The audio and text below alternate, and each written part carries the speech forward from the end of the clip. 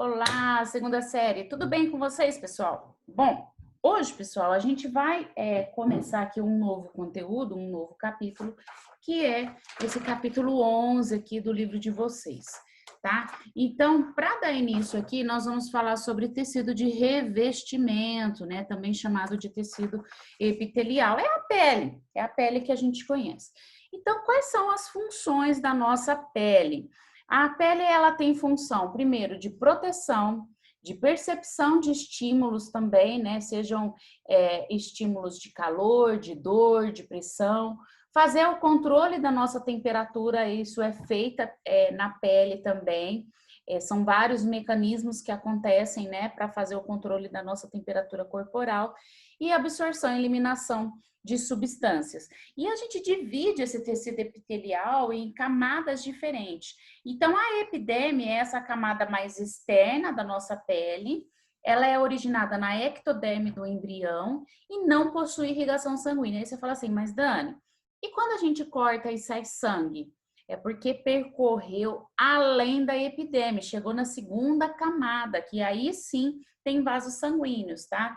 Então, a epiderme, ela é composta de córnea, que é a parte que a gente toca mesmo, essa mais externona aqui, tá? A córnea é totalmente queratinizada. A queratina, ela tem uma característica de ser impermeável e resistente.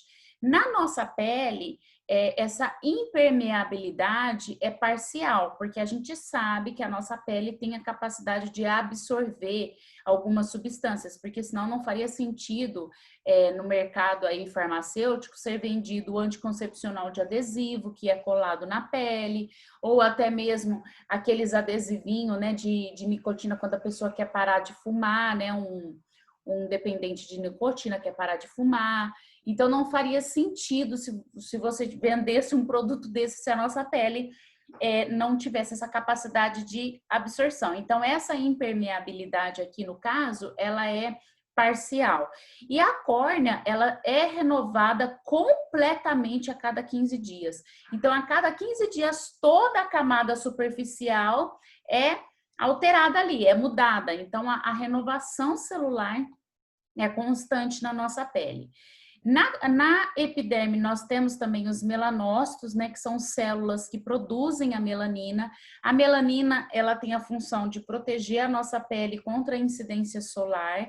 Então, quanto maior a quantidade de melanócitos, mais escura é essa pele, maior proteção à luz solar essa pele tem. E quanto menor a quantidade de melanócitos, mais clara e menor a proteção à luz solar. Isso daí é herdado geneticamente, não tem como ocorrer uma alteração de você falar, eu quero produzir mais melanócitos e vou começar a tomar bastante sol. Na verdade, você vai apenas queimar a sua pele, tá? Não tem como isso ser alterado porque é uma característica herdada geneticamente. Então, e outra coisa que é muito interessante em relação aos melanócitos é que pessoas de pele mais negra, né, mais escura, ela tem uma maior proteção à luz, e aí você já deve ter reparado que a pele da pessoa negra quase não tem ruga, porque ela tem uma proteção muito maior à incidência solar, tá? Abaixo da epiderme, nós temos uma segunda camadinha aqui que é chamada de derme. A derme, sim, é composta de tecido conjuntivo. Nela nós temos vasos sanguíneos, fibras, terminações nervosas, glândulas, folículos pilosos, né, que é onde dá a origem aos nossos pelos, e corpúsculos sensíveis à dor, pressão e temperatura. Na derme vai ter tudo isso. Então, tudo que você tem de sensação na pele, tudo que você tem de irrigação sanguínea, né? Dos folículos pilosos, as glândulas sudoríparas, glândulas sebáceas, é tudo na derme, tá? E por último, uma terceira camada que é chamada de subcutâneo. O subcutâneo antigamente era chamada de hipoderme. Significa gordura. Então, o subcutâneo é uma camada de gordura. Essa camada de gordura, ela é necessária no nosso organismo numa quantidade razoável, tá? Não é naquela quantidade exagerada, senão aí sim nós teremos uma doença que é chamada de obesidade, né? Todo mundo conhece, e ela funciona como reserva energética e isolante térmica. Então, por isso que ela é muito necessária no nosso organismo. A hipoderme aqui até coloquei esse desenho aqui para vocês. A hipoderme, gente, ela é percorrida em todo o nosso corpo. Existe região que ela está em maior quantidade e região que ela está em menor quantidade.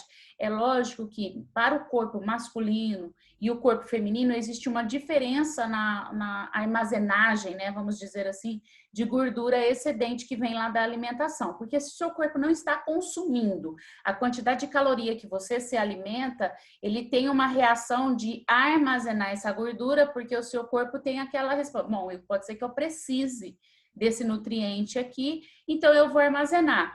Para o corpo feminino, essa gordura é armazenada na hipoderme.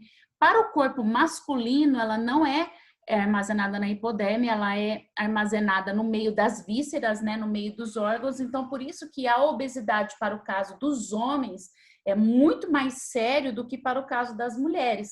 E é por isso que o homem, quando ele atinge, né, que ele engorda muito, ele vai engordar principalmente a região da barriga. E a mulher engorda como um todo, é rosto, é braço, é perna, é tudo, tá? Porque é a maneira em que o corpo armazena a gordura que é diferente para o corpo feminino e para o corpo masculino, tá? E por isso também que tem o agravante aí no caso dos homens, porque como fica no meio das vísceras, esse homem ele vai ter uma maior tendência a ter um infarto, né? Entre outras doenças que a obesidade pode acabar trazendo, tá? Bom, e quais são os anexos da pele?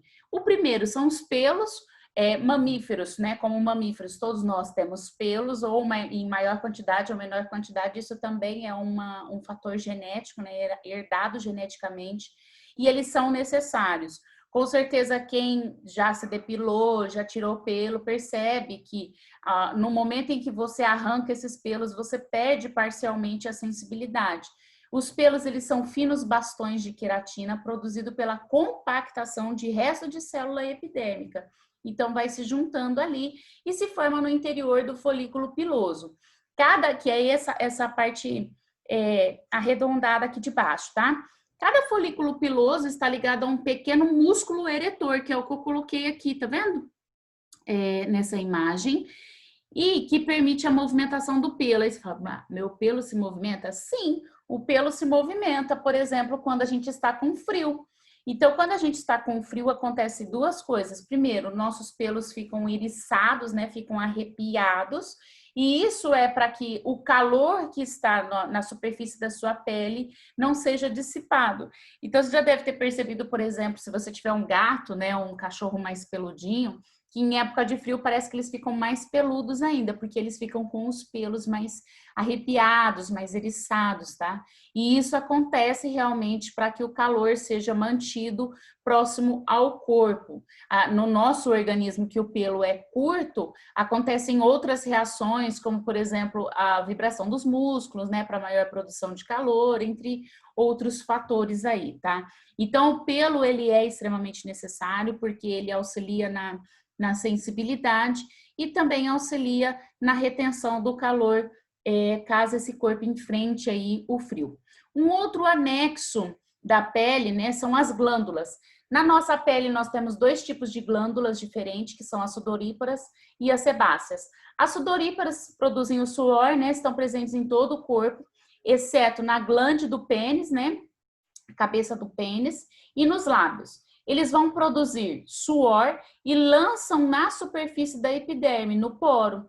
Então, quando ele lança esse suor, esse líquido, e bate o vento ali, acaba refrescando essa pele, tá? O suor, ele é um fluido constituído de água, íons de sódio, potássio, cloro, ureia, amônia e ácido úrico. Perceba que não é apenas água e sal, né? Você poderia falar, é água e íons de sódio e potássio. Na verdade, ele elimina ureia, amônia, ácido úrico. E se a pessoa fizer uso de drogas ou mesmo de bebidas alcoólicas, além de outros produtos, remédios, né, medicamentos, e isso acaba indo também para a superfície da pele, sendo eliminada pelas glândulas sudoríparas. Por isso que uma pessoa que faz um alcoólatra, por exemplo, a gente tem aquela sensação que a pessoa chega a eliminar o álcool pelo suor. A gente sente o cheiro do álcool no suor da pessoa, porque o suor é uma maneira também de eliminar as excretas do organismo, tá? E o suor ajuda a manter constante a temperatura corporal, como eu já falei, eliminando o calor. Bate o ar aqui, o vento, e acaba refrescando a superfície da pele. Bom, a outra glândula é a sebácea, né? Também herdado geneticamente aqui nesse caso. Só uma observação importante aqui em relação às glândulas sudoríparas. Existem casos de pessoas que têm uma maior quantidade de glândulas sudoríparas e pessoas que têm menor. Por isso que a gente vê que tem diferença, né? Tem gente que, por exemplo, vou dar o meu exemplo aqui. Meu marido soa a cabeça, ele produz muito suor na cabeça. E eu quase não produzo tanto suor assim. Então, existe essa diferença que é dada de pessoa a pessoa, não tem muito a ver com o sexo aqui no caso, tá? Glândulas sebáceas também são herdadas geneticamente, né? Existem regiões que a gente pode produzir um pouquinho mais ou regiões que produzem um pouco menos. Então, por exemplo, a região do nosso rosto a gente produz um pouco mais e do que nas outras regiões. Nas regiões, por exemplo, do cotovelo, quase nada, do joelho, quase nada também. Tá? Então, existem regiões que há uma maior quantidade de glândulas sebáceas do que outras. As glândulas sebáceas são pequenas bolsas localizadas junto aos folículos pilosos, que lançam essa secreção oleosa para manter a pele hidratada e protegida. A função, lubrificar a pele e os pelos, evitando o seu ressecamento. O sebo, né, que é produzido, essa gordura que é produzida pela glândula sebácea, protege a pele contra a desidratação e inibe a proliferação de muitas bactérias que são produzidas aí no caso, são atraídas por peles mais secas, né? Então, coloquei essa imagenzinha aqui para vocês da glândula sebácea. Perceba que ela está junto ao folículo piloso aqui, e aqui nesse caso, ó, perceba que ela formou uma acne, não tem o folículo aqui, não tem o pelo, né, a formação do pelo aqui nesse caso, e é o que a gente conhece como acne ou espinha, tá? Então, ela fica junto aos folículos pilosos. Bom, o terceiro anexo da pele são as unhas, que são placas de queratina, presente na ponta dos dedos. As unhas, eu não sei quantos aqui já tiveram a experiência de perder a unha. É horrível perder a unha porque você não consegue tocar nas coisas, da dor que dá, porque a unha realmente traz essa proteção, tá? Nos pés dá mais equilíbrio ao caminhar e nas mãos auxiliam na apreensão e manipulação de objetos, porque como ela protege a ponta, então você consegue ter uma manipulação melhor dos objetos, tá?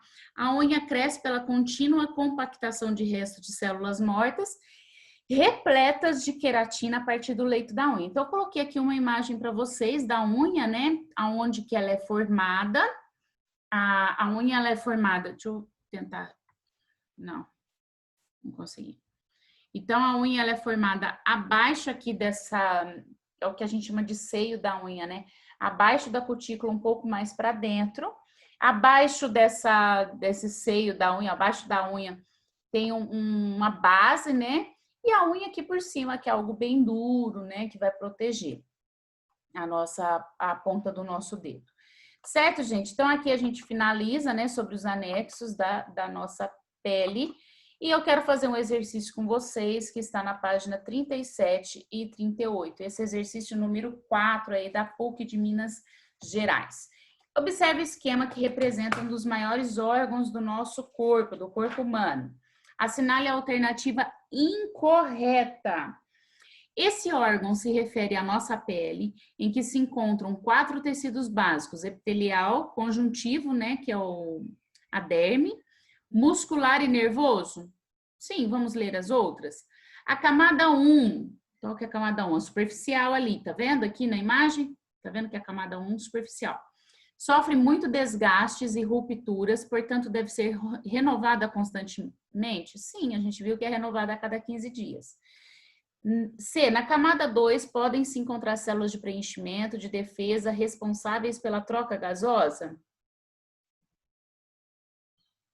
Sim, né, gente? Porque na camada 2 aqui, essa daqui do meio, a gente encontra tecidos de preenchimento? Sim. De defesa? Também. Responsável pela troca gasosa? Sim, porque a gente aqui é onde tem a irrigação sanguínea, então faz troca gasosa. E última, D, As camadas 1 e 2, as duas, derivam do mesmo folheto germinativo durante a formação dos tecidos de desenvolvimento embrionário humano? Não, nesse caso não, né?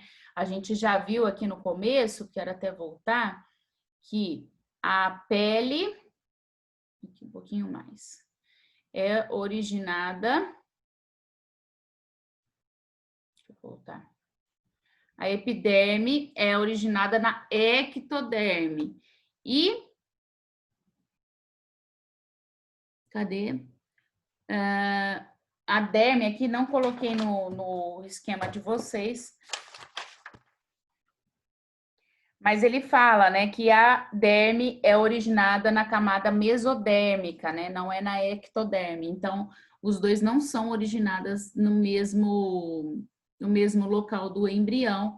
A alternativa D aqui é a alternativa incorreta, tá? Vocês deveriam assinalar aqui. Pessoal, para finalizar então aqui a nossa aula, façam em casa, fica como tarefa aí, os exercícios da página 37 e 38.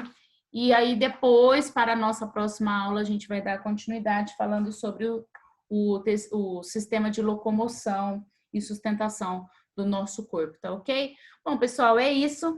Até a próxima aula.